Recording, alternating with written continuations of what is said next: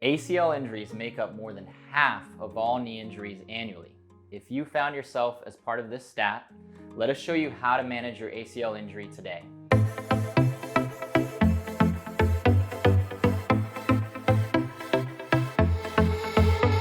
Rehab. Welcome back to the channel. I'm Dr. Dorian physical therapist, and today we will be discussing ACL injury. With limitations in achieving prior level of function and the daunting reality of the risk to return to sport, we want to cover expectations, goals, and principles of the ACL rehab experience. So today we will cover relevant anatomy and function of the ACL, who is at risk for ACL tear, who is a candidate for ACL surgery, and what sorts of metrics should be met when returning to sport. The anterior cruciate ligament, or the ACL, is a collagen band stabilizing the lateral femur, or the thigh bone, to the medial tibia, or the shin bone. Its main function is to resist excessive anterior or forward motion, as well as varus and valgus stress, or rotational motion. It's most susceptible to stress at 20 to 30 degrees of knee flexion, commonly seen as the position of injury. A tear typically happens with a combined motion of femoral abduction with tibial internal rotation. Considering these motions and mechanics, the ACL tear scenario typically includes, number one, a high horizontal velocity accompanied with a component of acceleration or deceleration. So think cutting, pivoting, changing directions. This includes both contact and non-contact scenarios. 70% of tears are non-contact. Number two, high cognitive demand, or an environment that's full of auditory, visual, tactile stimuli. Think of a soccer player running through a row of defenders. Let's take a look at risk factors for ACL tear. Number one, increased acute to chronic training and playing ratios, meaning significant spikes in the frequency or intensity of practice and games. Number two, those with low training age or minimal exposure to weight training. Number three, previous ACL tear. And number four, asymmetrical quadriceps strength and overall lack of quadriceps strength. At this time, it's important to consider what are not risk factors for ACL tear. Number one, deficits in performance during a single leg squat or a drop jump task. Number two, deficits in alignment and control of the torso and hip during single leg landing, such as a lateral lean of the trunk or dynamic valgus of the knee. Number three, deficits in performance during functional movement screens. Though these tests can expose strength deficits at the hip and the foot, control and coordination of the lower body, as a standalone factor, they do not predict ACL tear. As we will explore later on, time after surgery, strength of the quadriceps, power of the quadriceps, and exposure to agility activities and training are more predictive of ACL rehab success. So once we have torn our ACL, we typically have two options: conservative management without surgery, including physical therapy and activity modification, or number two, ACL repair or reconstructive surgery. So this is not meant to serve as medical advice. It's important to have a comprehensive discussion with your care team about what is the best option for you. However, here's the research on who can be a coper, or one who successfully rehabilitates an ACL tear without surgery. In order to begin assessing your ability as a coper, you must first present with, number one, isolated ACL tear, without meniscus tear, without MCL tear, or without a posterior lateral corner injury. Number two, full knee range of motion without swelling. Number three, quadriceps strength output at least 70% of the unaffected side. Once these standards are met, further screening is evaluated through, number one, assessment of stability or episodes of the knee giving way. No more than one episode should be experienced during rehab to qualify as a coper. Number two, at least 80% symmetry on hop tests. Number three, at least 80% on functional questionnaires. Those planning to return to level 2 sports are most likely to succeed as a coper. This includes tennis, pickleball, alpine skiing, snowboarding, gymnastics, and aerobics. Now, if going the non-operative route, success rates can be as high as 55% with 6 months of rehab, and as high as 95% if beginning your rehab process with the cross-bracing protocol, which locks the knee into a flex position over the course of 3 months. If your goals are to return to a level 1 sport, such as basketball, football, soccer, surgical management should be strongly considered.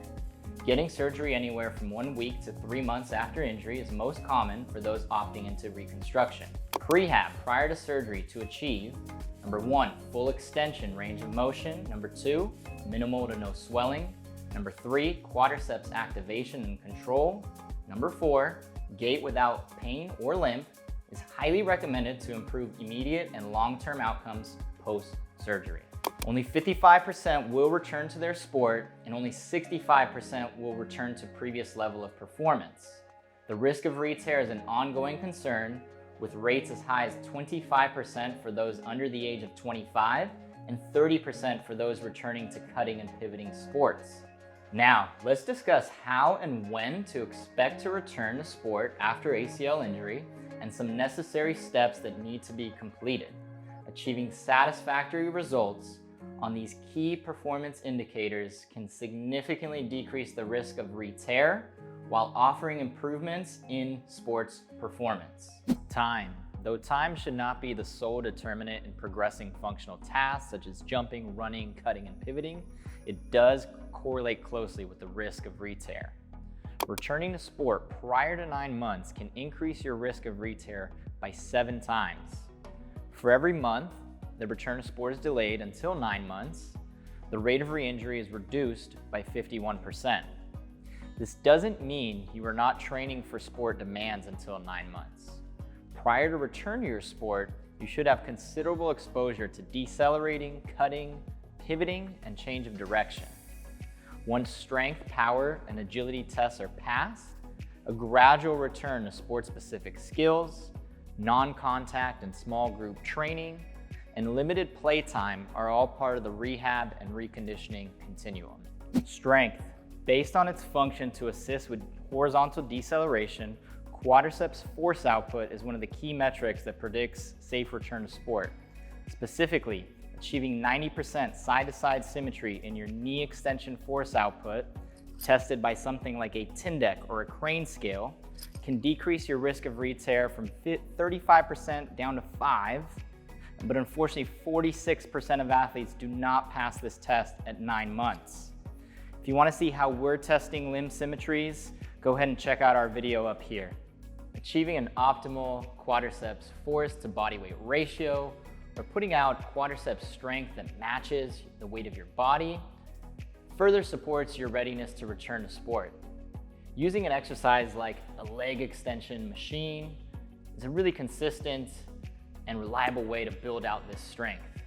Making sure you're hitting deep angles of knee flexion, moving under relatively slow tempos, and using weight and rep ranges that challenge you to go to fatigue needs to be a priority through a majority of your rehab.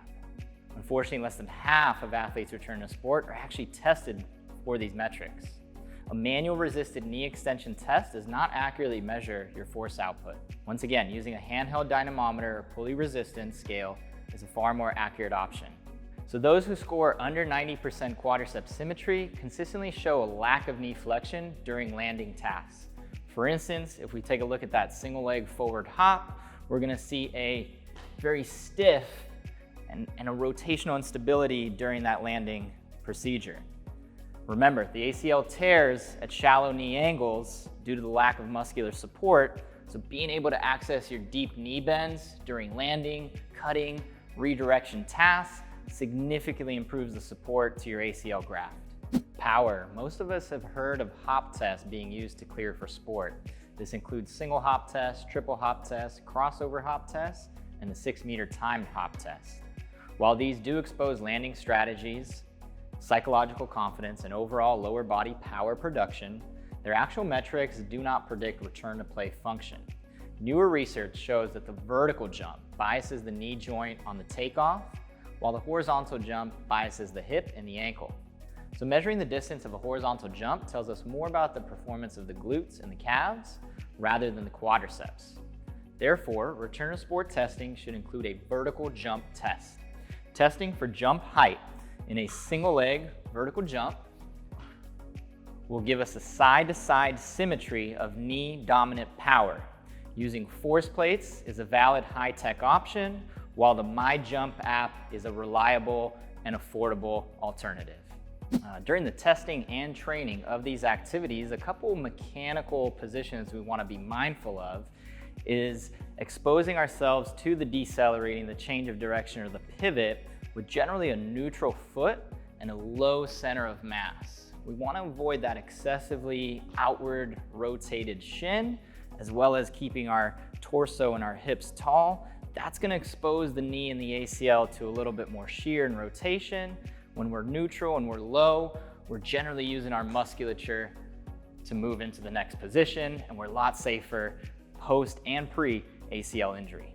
Another key component of agility training and testing is exposure to sport. In other words, getting through late stage ACL rehab transition us to return to sport. However, this does not mean immediate return to play or competition. Taking a recommended 1 to 3 months to return to sport-specific skills, planned and organized, and then reactive and chaotic. Number 2, non-contact small group play to incorporate the cognitive demands of teammates and opponents.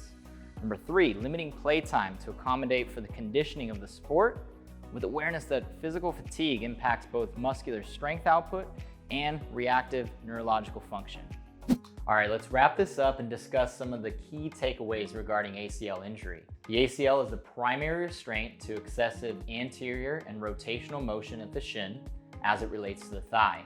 It's commonly injured during horizontal deceleration tasks through a valgus moment where the thigh dives inward and the shin rotates outward. Participation in level 1 sports, including football, soccer, handball, basketball, are risk factors for ACL tear. Spikes in the duration and intensity of training and playing further add to that risk. Lastly, a lack of strength training experience is also associated with ACL tears. Movement strategies and horizontal hop tests do not predict the risk of re-tear. Quadriceps strength output and vertical power tests are more telling around the risk of re-tear. Using technology-supported tests around quadriceps strength and knee power is crucial to assess readiness. 90% symmetry and 80% strength to body weight ratio is key. A gradual return to play and competition is the goal for return to sport. Taking 3 months to develop skills, improve confidence, have time with teammates and defenders, and to further build your endurance capacity is recommended before going back to competition. If you're looking to take the guesswork out of rehabbing your ACL injury, check out some of our blog posts and podcasts on the topic, which you can find by starting here. Until next time, Prehab. Hey, did you like this video? If you did, you should definitely check out the Prehab app. It includes all of our programs, a brand new workout library, and tons more videos like the one you saw today. Check it out by clicking on this link. You get a free trial. Take control of your health today.